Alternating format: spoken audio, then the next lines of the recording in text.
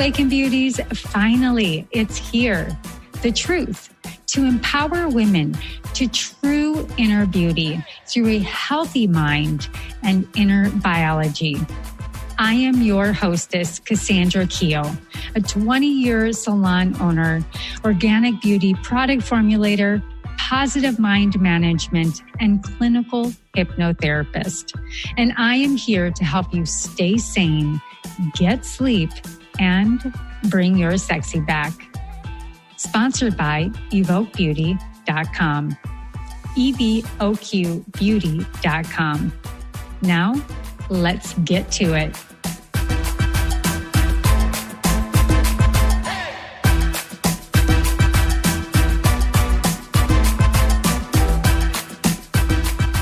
All right.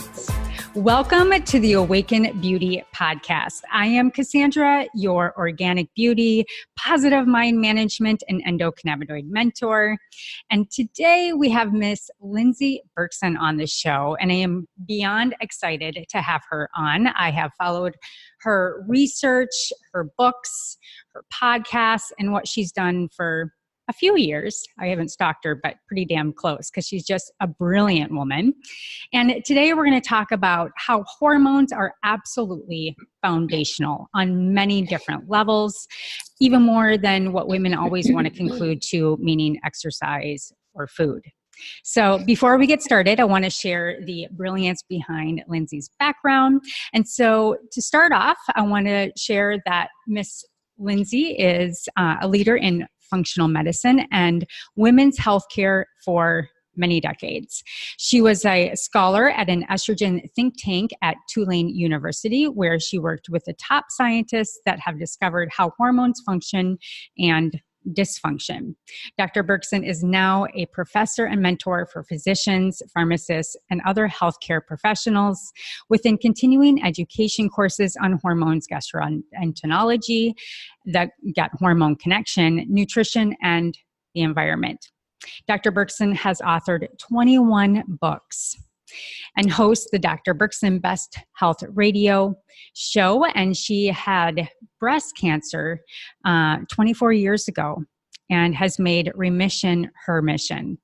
Dr. Berkson now specializes within science-based functional medicine tools in working with breast cancer survivors to do the same. And so, Lyndsey, are you with us? I am. Thank you for having me. Oh, you're so welcome. I really love what you've done in the industry based on your personal story and how you really brought this truth and clarity to many, many women, but the profound work that you're doing with other medical professionals and practitioners in the industry is really, really incredible. So before we get started on all these incredible factoids and research that you want to help other women come to understand today, can you tell us a little bit more about what awakened you to this journey of remission to your mission? Nothing awakened me to that at all. So that's not, let's see, how could I? First of all, when I was 15 or 16, I heard a lecture that you are what you eat, and nutrition made sense to me. And I went on this huge journey of organic gardening. I lived with Scott Nearing and Elliot Coleman, who started the organic gardening movement. And it wasn't that it was a mission. It just made sense to me. Right. I heard that your body is made up of what you eat, and you want to have as healthy a body as you can have so that you can soar with whatever your mission is. And it just made total sense to me. And my mother was an athlete, so I was always working out at a very heavy level. So I was eating organically and working out, and then I started getting cancers. So no, that didn't make any sense, because everyone now is getting the memo that you should eat well and exercise. And if you do that, most likely you can heal cancers or heal illness. But here I was being a yoga teacher, meditating, forgiveness, detoxes. I lived with Dr. Bernard Jensen, who was nominated for a Nobel Prize, and he really focused on detox. This was in the 1970s. Yeah. After I'd already graduated college. And so I'd been detoxing, meditating, forgiving, eating organic food, working out, and I kept getting cancers. And nobody had any answers for me. So it wasn't really like there was a mission. Mm-hmm. So I was always battling for my health, even though the things that we know to do for health weren't getting me healthy. Right. So I had already started writing books because I love to write. And in the early 1900s, I read an article that certain pollutants in our environment had hormonal action. And when we were exposed to them, like outgassing from a carpet or a brand new car, that dashboard smell or phthalates, a specific type of plastic, that all of those could act like a hormone, get inhaled or consumed and futz with your hormones. I thought that was significant, and I thought I should dive into the literature and see what was going on. And it was a whole new field called endocrine disruption that was only being formed in the late 1990s. So I was part of the research while it was being formed.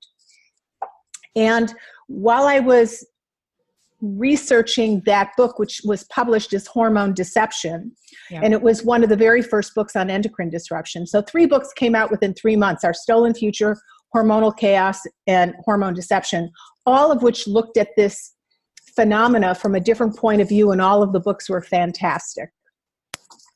While I was doing the research for that book, I saw that the model chemical that they exposed pregnant animals to birthed offspring who had all the same health issues and cancers that I had. Exactly the same cancers. So I was like, wow, maybe I should send away for my mother's microfiche birth records, because they were on microfilm then. That's how they saved things back in that era, was microfilm. Yeah. Because nobody could ever figure out why I was battling for my health. So, and eating organically and exercising and meditating, etc. So I get my mother's microfiche films and I open up the package, and there it was. My mother in the first trimester was given diethylstilbestrol, which is the most powerful cancer-causing estrogenic compound ever invented, banned in 1971 as the most powerful cancer-causing substance ever, but given to millions of women from 1938 to 1971 as a prenatal vitamin, or if the woman was spotting, they often gave it to her to try and stabilize a threatened pregnancy. Interestingly enough, the reason plastics are estrogenic is that Sir Charles Dobbs, the physician that invented plastics, he invented diethylstilbestrol. Wow. So all of those are estrogenic. Everything he developed, he loved the porphyrin structure of estrogens, and that's one of the reasons that that plastics are estrogenic. Well, once I realized that it wasn't anything about the way that I was living, but it was an assault in the womb. Yeah. We call that an in utero assault, or the fetal origin of adult disease.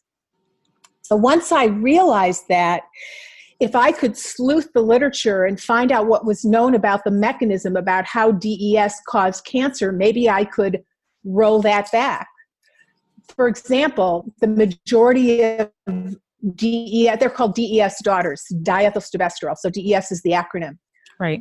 The majority of us got breast cancer at almost exactly the same age. The majority of us could not have children. That's why I have 21 books, because I could not have children, because the daughters born of women given that as a prenatal vitamin were infertile. So basically, no doctors could help me. Most doctors today have never even heard of diethylstilbestrol. It's like a really old hat story, a public tragedy whose time has come and gone, although now we're comparing many common day products that we're exposed to diethylstilbestrol still, because it was the most powerful endocrine disrupting compound ever made. So in the literature, they were able to show theories of how DES caused cancer in its offspring. And I was able to figure out possibly which drug might reverse the action that caused the cancer steps. And I put myself on this drug 18 years ago because I just kept getting tumors, cancer. I thought I had lost 7.5 organs, but I've actually lost 8 organs, which is very difficult to age and have less organ mass, because your organs have a lot to do with keeping you in touch with the planet, the stars, your biochemistry inside your body. They give you robustness. Each organ gives you something more than just the function of that organ. It literally gives you staying power as a person. So I went on this medication. No one else had ever used it for this ever in the history of humanity, 18 years ago. And I have to knock on this wood table here. I've not had cancer since then. What was the medication that you took for that? It was the end metabolite of estrogen called 2-methoxyestradiol. And it has estrogen in its name. So right. A lot of doctors don't understand it. They think you can't give it to a person who's had cancer, but it doesn't bind to the estrogen receptor. It right. just came downstream from estrogen. And there's actually quite a bit of data on this of being used for people who failed intractable breast cancer, intractable ovarian cancer, rheumatoid arthritis, quite a number of things. I had a dear, dear friend that had glioblastoma, really, kind of a death sentence of a brain cancer. And they had nothing to offer him. They told him they had nothing to offer him, but there were 30 or 40 articles in the rodent literature that when they gave 2-MeO, that's the nickname for 2-methoxyestradiol, the acronym, when they gave that along with radiation, it prolonged life significantly, like many, many months in a rodent, which would be equivalent to years in a human. So I put together an 80-page paper to try and convince his docs. But the way docs work today, the way medicine works today, is you really can't be a thinker outside the box from right. the way that your association faxes to you the updates of what you're supposed to do, the consensus of where medicine is. And the problem is that hormones have no real genre in medicine. Gynecologists, most of my patients come in. I was having lunch today with my girlfriend who's a nurse practitioner and runs 5 hormone clinics in Austin. And she hears all the time patients come in and say, I asked my gynecologist if I was a candidate for hormones, and they said they don't believe in hormones. Mm-hmm. Well, it's not like it's Santa Claus or that it is a fairy tale. It's biochemistry. Hormones are your foundational major signaling system in the body, but gynecologists don't treat hormones that way. Endocrinologists basically deal with thyroid or diabetes. One of my girlfriends is an internist in town. She used to have her own little cool concierge practice, and then she didn't like when the ICD-10 codes changes occurred. So she moved to Scott Baylor White, this huge corporation, which I never would thought I would do it, but I went with her because she's my girlfriend. And when I wanted her to test my hormones in blood for a certain reason, because there's a variety of ways of testing them, there wasn't even a code at Baylor. Nobody at Baylor ever tested estrogen. We had to go outside of the lab. No one at Scott Baylor White was ever testing estrogen, not even if they were a breast cancer patient or if they're a young girl because younger and younger people have less and less hormone signaling because we have such a dirty planet filled with endocrine disrupting pollutants. So it was so funny when she went to run my blood, she said, I've been an internist for 28 years and I've never run an estrogen test. And I said, I have no clue how you serve your patients if you don't do that. I say to nephrologists, estrogen runs the kidney. Estrogen rules the kidney. How do you deal with kidney patients if you never run estrogen? So hormones are lost. They're just lost in the rabbit hole of medicine. And women are the ones who lose out. Absolutely. Women are suffering big time. And I just, that whole big picture that you just explained of the chaos in the system is the problem. And so to get perspective, so when I first concepted doing an organic salon, now this was almost 15 years ago. And you would appreciate this because from my understanding, you helped Metagenics formulate products, correct? Right. I designed their first femme line for physicians for women in early 1980s. Which is profound. And thank you for working with them to be ahead of the game. And, you know, I had my first aha at a functional medicine training, a 24-hour, clinical nutrition therapy weekend with Robert Rakowski. And I remember him putting a bunch of different ingredients into a blender. And he said, you know, this is basically our future. And, you know, we dove in knee deep. And I thought, oh my gosh, like the salon industry for me is to help women from going down this catastrophe of a slew of chemicals. So I saw the future, just like, you saw the future. And this estrogenic, this excess estrogen, xenoestrogen catastrophe is.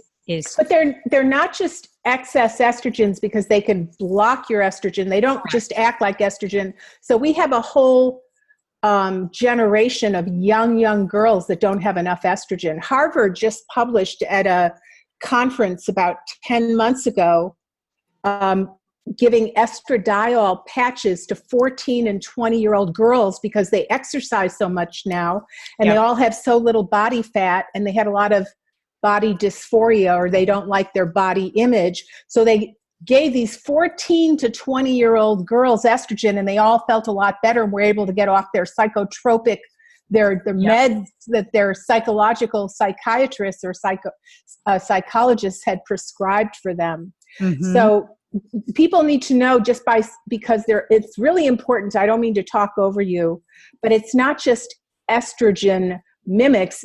What that means is it can futz with estrogen any which way, and that does it with androgens. It does it with insulin. It does it with oxytocin, the hormone that makes you feel like you are embraced by the planet, to feel good, to be alive.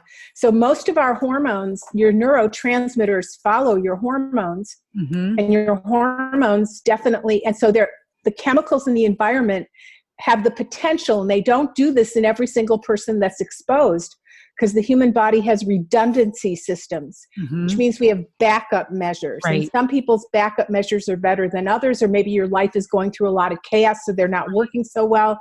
So anyway, I just wanted to make that comment so people don't think that everything is causing, I don't like the term estrogen dominance. I don't like what the people are thinking of, that estrogen's a bad hormone and that it's mostly dominant out there. That is so ignorant and not accurate. So I needed to make a comment. Sorry and I think, and let's roll that into exactly what I wanted to kind of point to, is that the misunderstanding of our hormones. Number one, women have no foundational understanding of hormones to begin with. Number two, you go up to gynos, they go to a gynecologist, they think that they're going to have answers, but the gyno does not know. And then you get into specialties. But the gynecologist doesn't tell them they don't know. Correct. Which is the real conundrum. They'll say, I don't believe in hormones. You're not a candidate. You're a high-risk woman. You're a this, you're a that. You don't really need them. You don't really need testosterone. You don't want hair on your chin and to be aggressive. And so they get talked out of them by somebody who represents themselves as a specialist, which they're trained in certain ways. They're certainly trained in hormonal functional disorders, for sure. And often hormonal issues then end up in depression and all these other kind of things. And so they have kind of their list of what they go to and how they, can form women into this. My end point of this is that there is such an immense amount of fear around hormones for women, and how that is all trickled down the system of hormone replacement, bioidenticals. So maybe you can kind of talk a little bit about the truth about hormones and how they really can help save women's lives. And from someone that is actually on hormone therapy, progesterone and biest, not only for healthy hormone regulation, but how it can help with these, especially young women, osteoporosis, cancer. Well, we're very, very careful about giving hormones to a woman before she's menopausal. So that usually we have nutritional interventions. And so it's not simplistic, although we did have that Harvard study where they did give an estrogen patch to very, very young girls. But most of us think of hormones as related to pregnancy, to sexuality, or to aging. Yep. And that's kind of it. And we don't realize that hormones run your brain, they run your vocal cords, they run your eyes, your optic nerve, they run your kidneys, they run your digestive tract, they run your microbiome. They're really the most foundational. If you were to have a physiologic internet system where one cell sends an email to cells to tell the cell what to do, hormones are your physiologic internet system, sending emails to your genes deep inside cells to tell cells how to act. And they're not taught like that in med school, but it turns out that that's what they really are. So a hormone delivers a signal to a set of proteins in the shape of a satellite dish, like a receptor, like a Pac-Man receptor. And wherever you've got a receptor, that hormone is delivering a signal. So you've got receptors in the lining of your arteries. You've got receptors in your gums. You've got receptors in your eyeballs. You've got receptors in your brain. In fact, the only set of studies that ever showed a 50% decreased incidence in Alzheimer's disease were the Cache County studies that were run in Utah, where they followed elderly, middle-aged people that were starting to age. They started out with no cognitive decline and followed them across time, about 10 years, to see who got Alzheimer's and who didn't and why.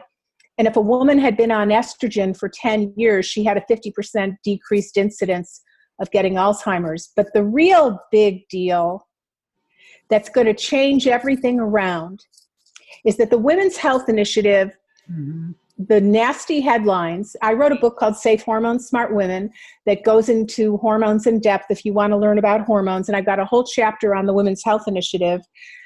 But it made women and doctors alike, especially in America, frightened of hormones, especially estrogen, when in fact it's the opposite. Right.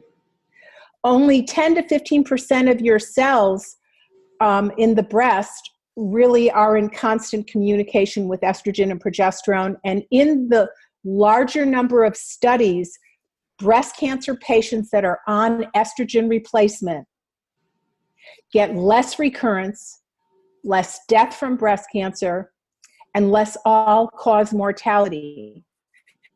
Let me say that again. I had breast cancer 26 years ago now. I've been on hormones 21 years. And it's not just my belief, the data shows that hormone therapy protects a high-risk woman, from getting an increase of a recurrence of the disease and death from the disease. And there's a great book that's just come out by an oncologist. I interviewed him for my book, Safe Hormones, Smart Women. His name is Avram Blooming, and he has done the only study on breast cancer patients. 14 years, he's given them, the estrogen he chose was horse urine estrogen, which is Premarin. Right. But he was able to show that breast cancer patients on Premarin, compared to women who were breast cancer patients that weren't on hormones, had less recurrence and less death from breast cancer and less death from all-cause disease. Now, Avram Blooming is a very interesting guy. When he started his practice in Southern California, everybody was doing radical mastectomies when he had a breast cancer diagnosis. He pinned together all the data, and he single-handedly showed the surgeons in Southern California that lumpectomy with some kind of adjunctive care was just as effective without disfiguring the woman. And he was the single oncologist that changed the standard of care from massive disfiguring surgery to lumpectomy, along with, usually it's given with some kind of radiation, or, there are variations on a theme, but he was the guy that did that. Now he's the guy. He just came out with a book called Estrogen Matters. I'm lecturing for 2 days in Salt Lake City in 3 weeks to 150 pharmacists and medical doctors. And I'm giving the first 1-hour talk on how and why we should prescribe hormones to breast cancer patients and high-risk women. And it had to go through a CEU board, a continuing education medical accreditation board. They called me up on the phone and said, "We've never seen a talk like this before. We'd like to talk you through the data." And by the end of our conversation, they okayed this talk, which I'm going to give for the first time in Salt Lake City in a few weeks.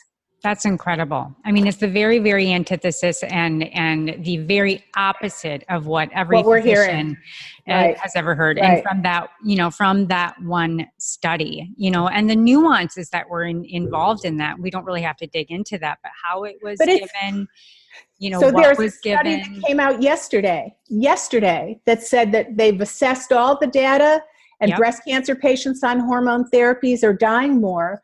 And we sent a letter off to Dr. Blooming, and he was able to show us that this was junk science and not put together well, but these nasty, scary headlines make headlines, and the reanalysis and the normalization of hormones don't make headlines. And so women continue to be frightened of estrogen. They think they should pride themselves if they age naturally without hormones, which is letting you shrink your brain, shrink your skin, shrink your kidneys, you literally age so much more differently if you're not on. Aging is the absence of hormones. That is what aging is. Yep. I love how you talked about brain volume too in the book, and how just the decrease in brain volume is contributed to body fat, and all of these other linked pieces as well. I mean, there's just a lot to this. And Jim, who you had interviewed a few weeks ago or a couple weeks ago. Jim Hensier, the pharmacist that testified in front of the National Academy of Health Sciences. Yeah. So one of my clients is a good friend of Jim and runs the AICP. And so he's just so well-spoken. He's a great guy. And you had spoken a little bit with him about how, when this study was done, the people that backed this study have now kind of gone and can form their own group and are coming out within. So that wasn't the study. These people didn't back the study. So what it was is that let's explain what the Women's Health Initiative was. Yep. So the aging demographic of the United States is the fastest growing demographic that we have.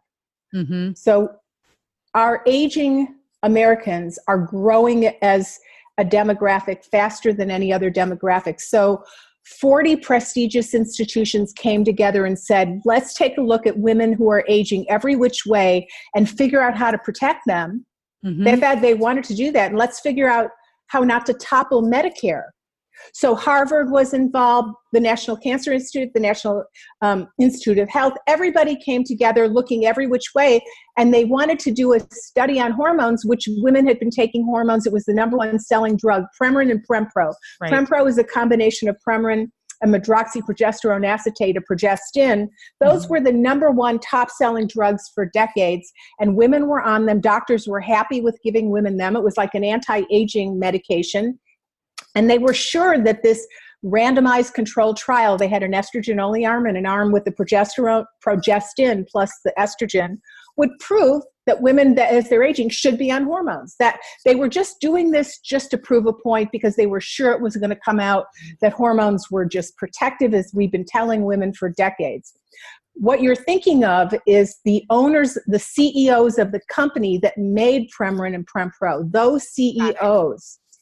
So those CEOs, their stock, when they had to stop the two arms of the study, which were called the Women's Health Initiative hormone studies. They had to stop them prematurely because women were getting a little bit more breast cancer, a little bit more stroke, and all of a sudden women were told that, in fact, hormones cause the very issues that we were giving women hormones for to protect against. And most everybody in America threw out their hormones, doctors threw out their prescription pads for hormones, but in Europe, doctors didn't do that at all, in fact. It was mainly in the United States. And those guys lost all their stock and their market share. And they realized that bioidentical hormones, which many women still stayed on bioidentical hormones. And in Europe, they basically use much more bioidentical hormones, and they kept using them. So these guys were visionary in the fact that they saw, our horse urine estrogen, and our horse urine estrogen combined with progestin, Prempro, they're going to not be big money makers anymore. So what we're going to do is we're going to create our own bioidentical hormones. We're going to run them through what the NIH requires, which is phase 1, 2, and 3 trials. And then we're going to be the only FDA-backed bioidentical hormones. Wow. So they created a product called Replenish, which just published July 8th, its third phase 3 trial. And they are now coming out with, but we don't recommend oral estrogens. None of us in functional medicine ever recommend oral estrogens, but there are 4 different variations of oral estrogen with progesterone. Patients and a lot of doctors don't even realize that hormones come in different sizes and bioavailability. But the bottom line is that they went through the randomized trials. They came out statistically significant. They're publishing data that bioidentical hormones are safer, better, healthier, efficacious. And at exactly the same time, the FDA has tasked the National Academy of Health Sciences to hold testimonies, of which they've already had 3 testimonies. Jim testified at the second one. Yep. And to decide whether to make bioidentical hormones too difficult to compound, and why should they compound them if they already have FDA-approved ones that the FDA has approved. So we have a brand new set of bioidentical hormones coming out while they look like they want to block compounded hormones, meaning you go to your compounding pharmacist and get it. So that clears up the details of the story. Yeah, so my question on that is, if you go back to that study, and one of the issues, my understanding is that internal estrogens that were taken were a part of the issue versus using them topically, and that it's much safer to use estrogen topically than it is internally. Is that true? Not true for that study, but it is true that we think, and not everybody thinks this way. Avram Blooming gives his breast cancer patients oral Premarin, so not everybody feels that way. But no, the study didn't show that. The estrogen-only arm, the women in the estrogen-only arm, once it was reanalyzed by statisticians at Yale and a variety of other places, had 33% less breast cancer. Okay. And so that didn't show that estrogen was bad for you, and it didn't show that oral estrogen was that bad for you. We still know that there's other reasons oral estrogen isn't optimal. But the things that came out with that study were that all of the women basically were 60 years old and older, and they'd been away from menopause for 10 years. And their receptors weren't used to estrogen, and most of the women in the study were obese. Mm. And the thought was, for women who tend to get breast cancer when they start hormones, they usually get them within the first year and a half of being on hormones. So most likely they had a hidden cancer. Yep. So no woman should ever start hormones without having a baseline mammogram. Absolutely. Absolutely a must. And if a woman works with me and won't do a baseline mammogram, then we can't work together. Because if you have a hidden cancer and thermography is not standardized enough, and there's too many cases of cancers that thermography misses. Bottom line, that's the way it is at this point in time. So if you're going to start hormones, so we think that what happened, the thought is these women were older, they were too far out from menopause, they were obese, and the oral part didn't pan out because the oral estrogen given to the estrogen-only group, they had significantly less risk of breast cancer. Sure. Okay. I don't know if that's helpful at all. I do a summary of all the things in that one chapter if you want to go to Safe Hormones, Smart Women and read it all up. But yep. The bottom line is that women now are frightened of estrogen when estrogen is very protective. And in fact, Avram Blooming's a cancer doctor. His wife had breast cancer. His daughter had breast cancer. They're both on hormones. He now has written and summarized the data for you, which you can read in a book. I don't make any money off of recommending his book, but he put it so beautifully in an entire book. Once you read it, you'll be angry that you were denied hormones. And now a lot of cancer doctors are telling breast cancer patients that they should be on tamoxifen the rest of their life. Awful. Which will block your ability for your brain to use estrogen, your kidneys to use estrogen, your colon to use estrogen, your bones to use estrogen. They've made estrogen out to be the villain. Yep. So, the compounding industry, I mean, there's not enough money to help them have their voice heard. And, they really hold this groundswell of education for clients and taking this fear away from women. And I can't tell you how many women sit in the chair and I recommend to my functional med docs that, there's this stronghold between having the money to go to the GYN and having their insurance pay for it and continuing to get the answers that they get, to this gap of spending a little bit more money to see someone like you that can dispel and take them as a unique person, their unique ability, their baseline, where their lifestyle and everything, and really curtail this personalized medicine and personalized hormone journey for them. And, we really,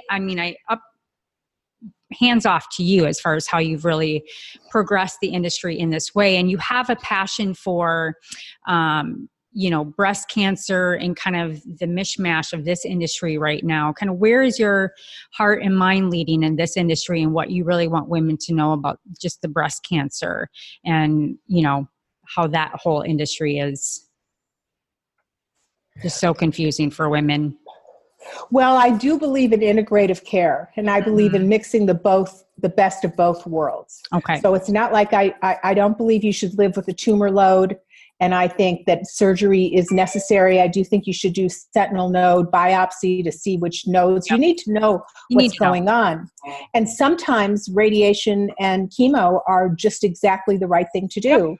But there's so much else to do, and it doesn't mean that you should never be on hormones. In fact, there's I have a little book on my website called Hormones and Breast Cancer Survivors, and it shows the human trials of giving testosterone and what's called an aromatase inhibitor to women while they're that was a case study of a woman while she was in treatment showing the tumor shrinking, but then a much larger number of women in a pilot trial showing that when they were given testosterone and aromatase inhibitor, they had they had less recurrence, less mortality, and better quality of life.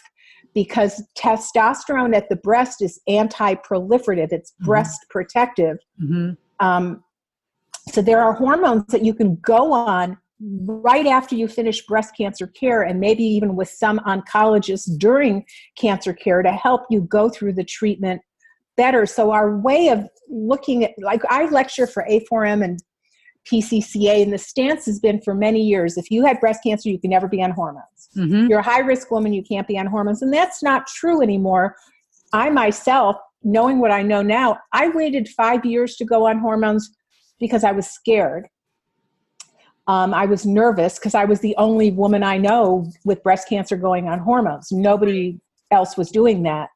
Knowing what I know now, I would be on hormones right from the get-go, depending on the type that you have, you know, the ER positive, PR positive, et cetera, which, by the way, the Casanellan-Bogans, John and Benita Casanellan-Bogan, they're the people who helped create the subtyping in breast cancer. And Elwood Jensen was the very first scientist that said that hormones signal a receptor, and breast cancers have different receptors in the Casanellan-Bogan. So I worked with them at Tulane. And when I have questions, I get to write. Well, now, unfortunately, Elwood Jensen just died a few years ago, but the Casanellan-Bogans are kicking strong, and a lot of people that I had the honor of working with. And it's not necessarily true if you have an ER positive or a PR positive breast cancer that taking that hormone feeds it. Those aren't the cells that cause proliferation in the breast. So there's a lot of mishmash of understanding. You really should read Dr. Blooming's book, Estrogen Matters. He clearly shows what the data says, and he did it enough to put his wife and his daughter on it.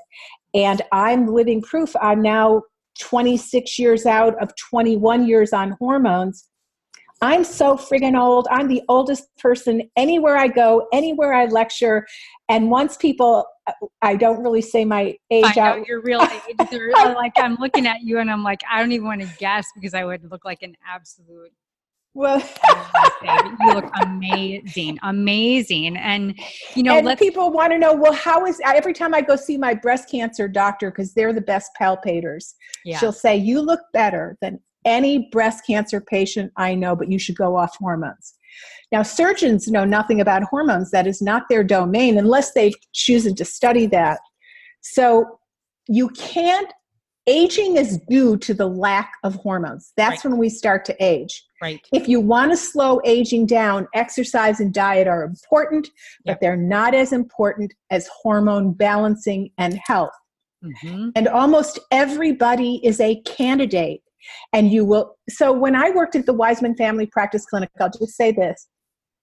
It's one of the hormone clinics here in Austin. Now they're opening up a 6th one in Georgetown. So I worked there for 6 years.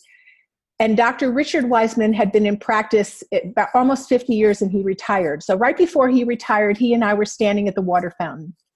And he'd been doing hormone therapy now for maybe 30 of those almost 50 years. And he said, you know, hormones keep you young. Hormone therapy, it's the golden grail of keeping you young. He said if you had 100 people and everybody got the memo of exercise and diet, but half were on hormone replacement, balanced, individualized, personalized hormone replacement, you could say, she's on hormones, he's on, oh no, she's not on hormones. No way. Notice she's not on hormones, because people where their hormones are still signaling those receptors look younger, act younger, talk more robustly. You are a more alive, younger person. Yep. And that goes back to how hormones absolutely help run every system in the body. And let's leap over to your book, your recent book, Sexy Brain. And I just love the concept of the book. Now, somebody could leech to what they think that the book is about, but let's talk a little bit about the profound research in this book, from oxytocin to the love language of hormones, and, really, really how the research, put this book out, and it's not just about the big O in orgasm. So give me a little bit. I almost called it how the big O prevents the big A, but it's so much more than that. So I call it sexy brain because sex steroid hormones run your brain. They do. The more you have hormones in you, the less you're going to have Alzheimer's disease and cognitive decline. They give volume to your brain, and about a lot of cognitive decline, not all, is shrinkage of various anatomical areas in the brain, such as the hippocampus. Yeah. But so this book took me 3 years to write. Wow. And I won't go through the whole story about why I wrote this book. I never thought I would write a book like this, but it had to be written. I believe that that hormones run our body and our brain. They keep humanity going. And that nature created sex not just to have babies. If it was just to have babies, we wouldn't have such a strong urge that continues after we get pregnant and have babies. Right. So when we are sexually involved, or we have even just hugging with children that isn't a sexual act, but a connecting act, we release hormones of connection. Estrogen, testosterone, progesterone, oxytocin, and there's another cascade of other hormones. Mm-hmm. These hormones protect your brain. We now know there's all kinds of studies that show that people that make love more regularly have less cognitive decline, live longer, men have less prostate cancer, women have less breast cancer. Hormones are protective. When you connect, authentically connect, whether it's either your spouse, your beloved, your partner, your child, your community, your church, those connections release hormones. And I realized in today's society, we're having less and less authentic connection. Yeah, let's stop right there, because authentic connection is key. It's absolute key. I mean, everything from hugging, and we talk about that even with the endocannabinoid system, how it boosts the endocannabinoid system, which from your research is connected to oxytocin.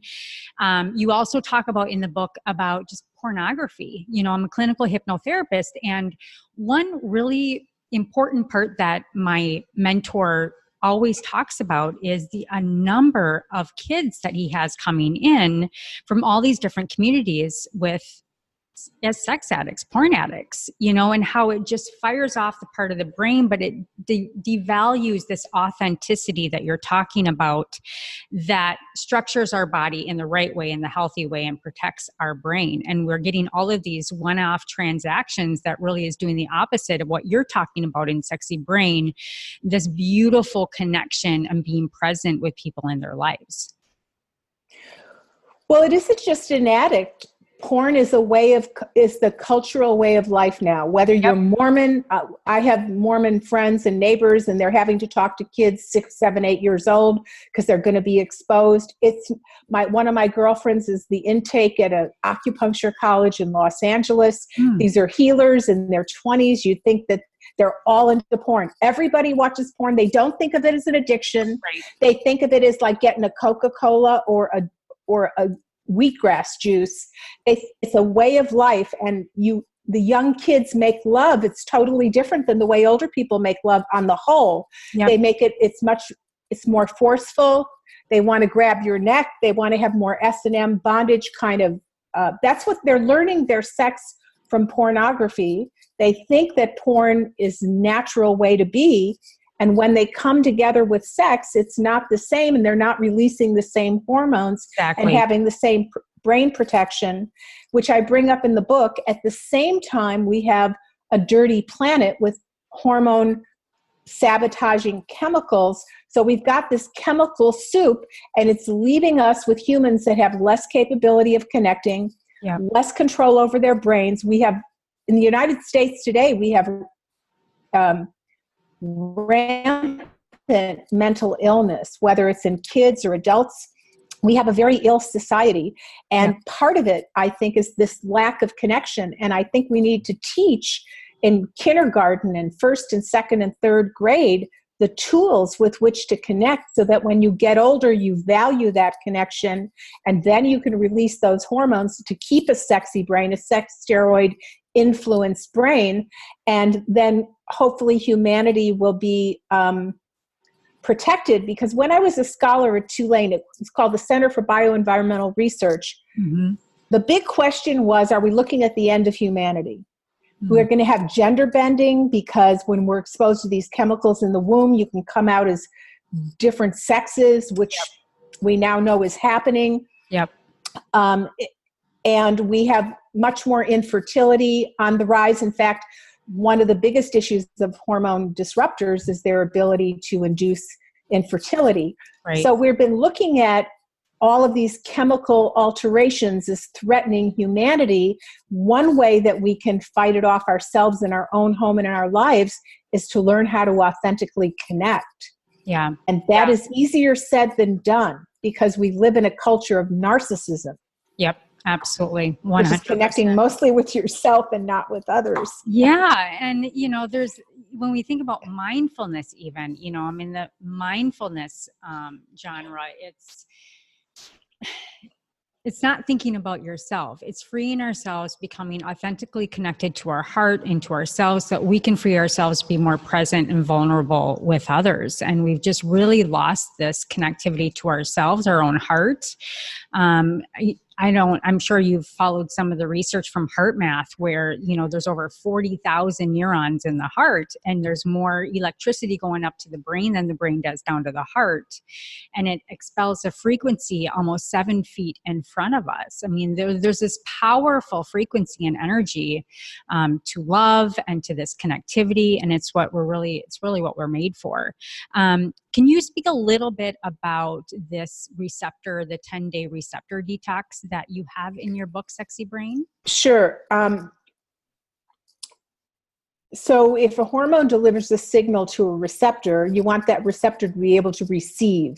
That's its job, is to receive the signal. But if it's filled with a whole bunch of pollutants, like you ate string cheese last night, which was shrunk wrapped in plastic. So you got some plastic, and you remodeled your house. You got click-in engineered wood floors, and they're off-gassing formaldehyde. And you're in a house that was built 5 years ago, and all the sheetrock is made from gypsum that has mercury in it, which is an estrogen disruptor. So if you have all these chemicals, mercury, lead, you live in an apartment building, and someone 4 or 5 apartments away smokes, it travels through the porous materials.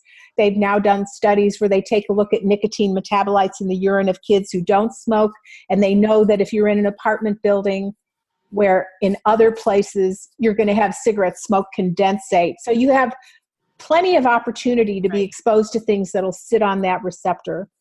So measuring your hormones doesn't give you the whole story. It's just a level of hormones, whether it's urine, 24-hour urine, blood, saliva. It doesn't tell you if the hormone can deliver its signal to the receptor and then to the gene. So receptor functionality, at Tulane, all we would talk about is receptor functionality.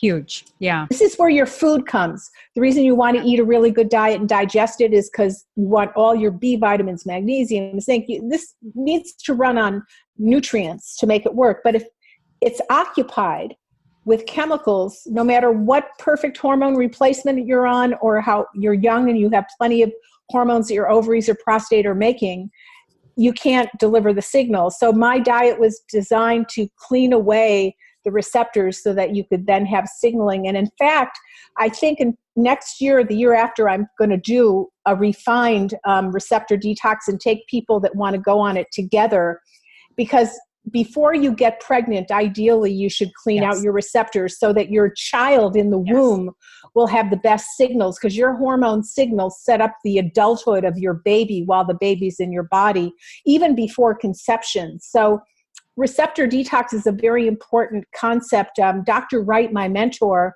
who's called the father of bioidentical hormones, if someone doesn't get a response from hormone therapy, he'll put them on a week receptor detox just to clean out those receptors. I put it to 10 days because a week doesn't seem quite long enough. And then you need to repeat it again because we continually are exposed to things in our dirty planet and dirty homes and dirty offices and dirty cars. You know, it's just the way that it is. But the idea is to get your receptor functionality optimal so your hormones can deliver their signals to your genes. And can you give us a couple of examples of that? Is that, you know, lots of broccoli and cruciferous vegetables, obviously cleaning up your environment, your beauty products, phthalates, well, food. It's a 10-day program where you take a number of different nutrients in you that literally help bump the chemicals off of the receptor. So ideally you clean up. Yeah. So for example, iodine is part of it because iodine carries your hormones in your lymph system. Yep. In fact, iodine kills breast cancer cells. We use iodine. If you put in Eskin in PubMed, you'll get about 53 articles. There have been tremendous work on iodine and its ability to keep estrogen healthier and to keep breast cancer cells dead, in essence. At the end of most of those studies, it said iodine should be an adjunctive care in all breast cancer patients, but it's cheap. It can't be patented. No oncologist is going to mention that to you, but a nutritionist would know that. So we do use iodine in a careful monitoring way because you don't want to take ever too much iodine. You could get too little or too much of anything, even water, right? Water, too little, too much. Yeah, absolutely. My skincare chemist and I have had this dialogue many times, and just the importance of keeping iodine and algaes in our body wraps and, you know, different ways of domain on the body as well, just because so many women are deficient in it. Thyroid and everything that you're talking about. So yeah, these very basic things. So I'm really looking forward to kind of jumping into that and how we can kind of scrub our receptor sites off and how really critically important that is, because it's going to be the answer for the race, because otherwise we're so polluted and our hormones are working less and less, and we have more and more ill children. Their brains aren't working. A lot of that is due to endocrine disruption and also to the lack of authentic connection. You know, children are being raised on a screen. Yep. They're not used to looking at another human being in the eye. Looking at a screen does not release your hormones. It actually does the opposite. But looking in someone else's eyes and learning how to connect releases these brain and life protective hormones. So it's dangerous to give children too much screen time. Yeah. And oxytocin, you know, there's all these different ways that we can increase our oxytocin in our body from, you know, from having connectivity with, loving with a partner, with sex, or hugging, or exercise, laughter, singing. Are there any other key pieces around the oxytocin piece that you want to bring that women can really capture and really imprint in their brain how important this piece is? I could go on for several days on oxytocin. So the oxytocin signaling system, I think, is pretty much damaged by our planet. So even if you give oxytocin to someone, they might not get the benefit. In fact, if you put oxytocin in PubMed, there's 30 to 40 articles coming out every month. It's kind of the hottest hormone on the clinical block at the moment. There's a study, multi-centered study, looking at it to treat post-traumatic stress disorder. There's a multi-centered study looking at it to treat a postpartum hemorrhage. There's multi-centered studies. The Stanford Headache Institute is looking at it for treating migraines. And you'd go, well, why would one hormone, it can treat problems with social cues such as in autism and schizophrenia. It can treat pain in a variety of ways. They're even looking at giving it as an epidural instead of steroid epidural. So why would it be that one hormone potentially has all these things? Well, it's the first hormone of life. Mm-hmm. It's the pregnancy hormone. So it causes the uterus to contract for pregnancy and the glands in the breast to contract for lactation to occur. Mm-hmm. But the baby is just completely perfused. It is the first hormone that the baby is just flooded with. So I have a new book coming out. I don't know exactly when it's coming out, on oxytocin. And I talk about the many, we have receptors for oxytocin everywhere. Mm-hmm. But when you are exposed to a lot of endocrine disrupting compounds like bisphenol A, which lines most soda cans and organic bean cans, and it's there's many different chemicals in the environment that block oxytocin's ability to deliver its signal. And then stress, very severe stress, especially in the first few years of life, will make the oxytocinergic signaling pathway not function well as the child grows up to be an adult. We now think that maybe a lot of psychosocial illnesses, most psychiatric illnesses, are due to some kind of problem in the oxytocinergic signaling system. But if you give oxytocin, it can overcome it. But oxytocin depends on many other things. It won't work just alone. It needs a whole list of things that has to be given. And that's why some studies show that it's efficacious for something, while another study will show that it's not. And I'm writing in my book, I think that's because it's not a single player. It depends on many things. But we're going to be looking at oxytocin in the future. I'm trying to right now get an IRB. I've come together with a bunch of pharmacists and created a product that's an alternative for proton pump inhibitors, acid binders, that includes oxytocin. Whether we're going to get the IRB and whether we're going to move forward, I don't exactly know. But we're looking at oxytocin for lots and lots of things.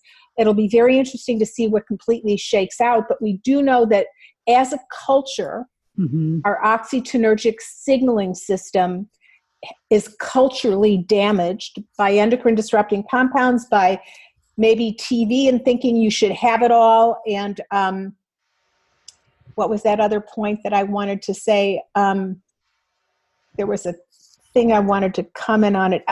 I think that oxytocin, being the very first hormone of life, holds a lot of promise for many things that are going wrong in our society, but it can be taken as a nasal spray, as a topical, as a vaginal gel, as a vaginal cream.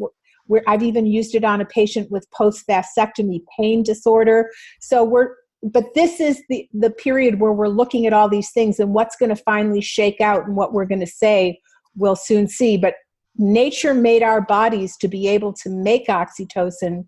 Oh, I know what I was wanting to say, but at the moment we're not making it very well. Our whole entire digestive tract, which is our mothership, is run by a healthy gut is a parasympathetic gut. And parasympathetic signaling depends on oxytocin. So your gut health depends on oxytocin. And most of us, from taking antibiotics, eating animals that have been given antibiotics, eating processed foods, we tend not to have very healthy guts. Gastroenterologists are the most happening genre of medicine at the moment, and colorectal cancer and esophageal cancers, these are all greatly on the increase, and on the increase at younger and younger ages. Part of that is due to the problem with oxytocin. So one of my favorite people was a monk called Thich Nhat Hanh, and he was nominated for a Nobel Prize. He wrote a book that is one of my favorite books called Peace is Every Step. And he recommends to parents to have breathing rooms where you just hold hands with your mate, your kids, your cleaning lady, whoever it is you have disharmony with, and in silence and breath, learn how to reconnect with them. And I think that that's really an oxytocin promoting concept. And I actually talk to a lot of my patients about doing that to see, I think that's because we have so much doingness. We are addicted to doing this. And if you could have a beingness, the true vitamin B, Yep. beingness room in a little space, even if you don't have enough room for a room in your house, a corner in your living room where you can be with one another and practice connection, then you're practicing your oxytocin signaling together. Yeah, if you could look back at, all of from Thich Nhat Hanh and all of these studies, really it does come back to oxytocin and the power of healing. I don't know who wrote the book, The Power of Eight, but this morning... Power of Eight. Power of Eight, but this is the synergistic... Is that David Kuhn?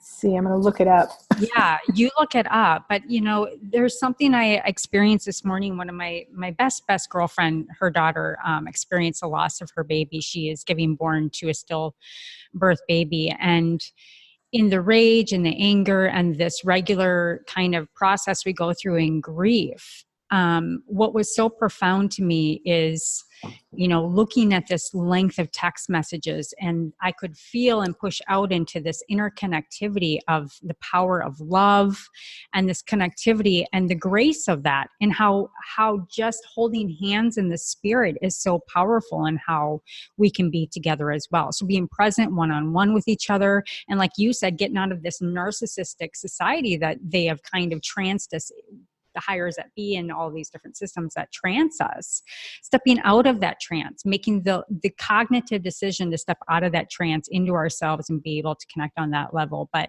who wrote The Power of Eight? Well, all I see here, I never heard of The Power of Eight. I heard of The Power of Now, but The Power of Eight, Harnessing the Miraculous Energies of the Small Group to Heal by Lynn McTaggart. That's it. Is that the book you were talking about?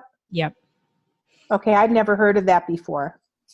Yeah, it's a very, very good book, but it speaks into this kind of what you're talking about on the compound effect of oxytocin. Now, I really don't know of anybody else. I mean, I know there's a lot of people researching it, but this is going to be, I feel, a next up and coming really critical part as far as breaking down all of these mental health issues that we deal with in society today. So I really want to applaud you for going after this with all of your might. And oh, thank you. I'll be a test junkie if you want to.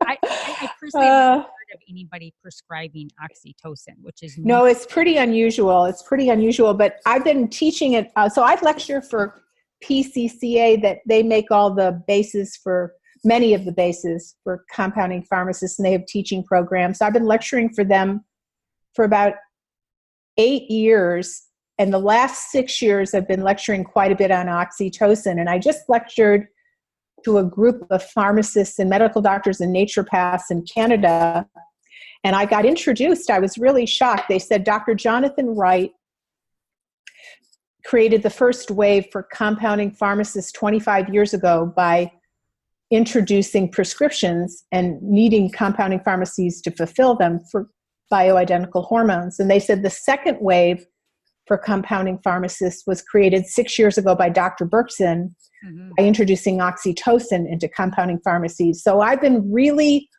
trying very hard to show people what are the dosages, what are the contraindications, what's the science behind it, et cetera. And it's slowly but surely making a difference. But if you go to PubMed, which is the free service by the National Institute of Health, if you just put in pubmed.com in your search bar, you'll bring up a service from our government where you can put in a name of anything that you want to research, of all the abstracts that have been peer reviewed, which means it's not very easy to get an article published. The peers have to review what you write.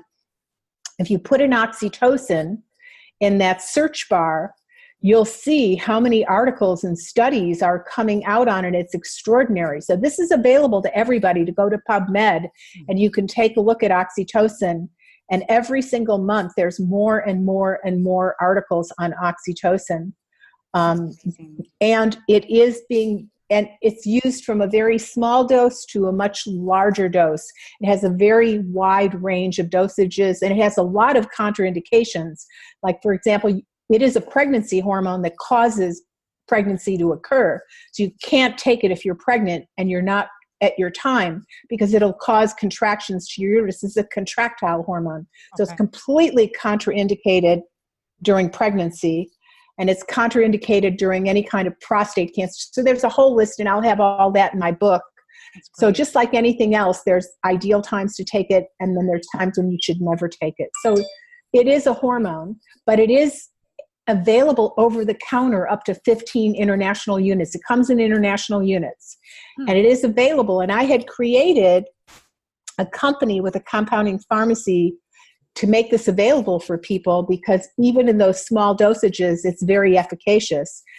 2 to 3 months after we started our company, the FDA made it illegal for compounding pharmacies to ship to states they didn't have a license in, which pretty much put a kibosh on any kind of shipping from a compounding pharmacy unless you're a manufacturer.